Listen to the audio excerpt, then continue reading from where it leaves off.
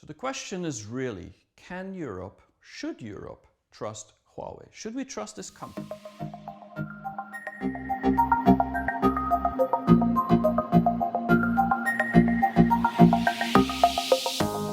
To give an answer to that question, we should go back in time. 1994. That was the year that Ren Zhengfei, the founder of Huawei, convinced Jiang Zemin, the president of China, that a country without a telecommunication infrastructure is the same as a country without an army. And so 2 years later, in 96, basically it was all about blocking certain things for foreign companies. Ericsson, Nokia, Alcatel, Motorola, they didn't get the same support as local companies like Huawei and ZTE did. And so yes, there was a connection with the government and support from the government. And it's actually quite ironic to see that 25 years later, we're talking about the exact same thing, but in the reverse. Now we don't trust these Chinese into our infrastructure, so maybe we shouldn't trust them. The other thing is that back in the 90s, Huawei was stealing or reverse engineering at least technology from Cisco and other companies. It's common knowledge. So yes, they have been stealing or taking things from the West. It's a fact. So we can't really trust them, can we? But shouldn't we look beyond that? Because what did the Japanese do? What did the Koreans do? It's exactly the same. They started from reverse engineering and they had support from their own government. But that changed at one point, and it changed the moment they became successful globally. Because that's the moment where they had to play according to international rules.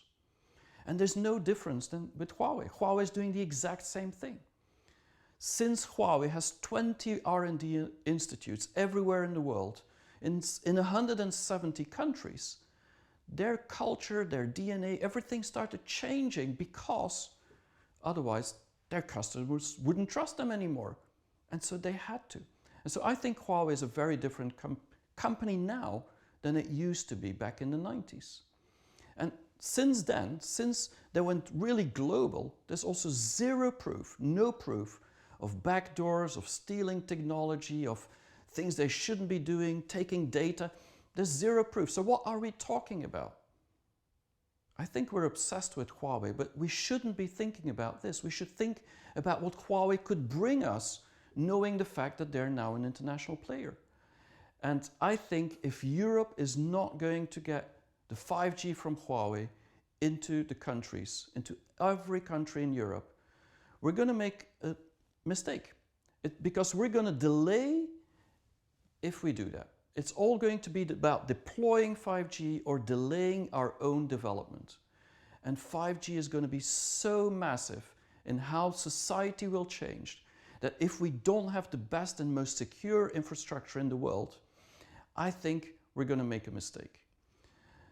Not only do we have a unique opportunity now to scrutinize Huawei and make sure that they help us build the most secure infrastructure in the world, even for other companies like Alcatel and Nokia. They could help us set those standards as well. So even these companies can actually have a better technology. But also by having 5G from Huawei in Europe, I do believe Nokia and Ericsson will have to get their act together and get the best technology themselves. So I do believe it's all a matter of delay or deploy. But I don't want to see a Europe where everything's delayed.